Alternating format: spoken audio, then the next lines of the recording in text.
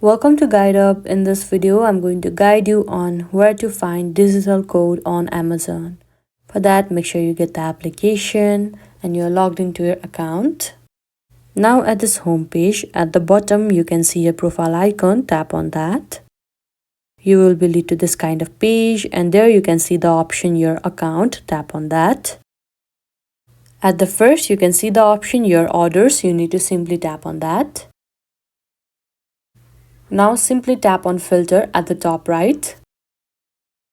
Now here you can see various order type, and there you will be seeing the option Digital Orders too. Currently I don't have that option, but I will be guiding you further. Now there you need to click on that option Digital Orders. After that you need to simply tap on Apply.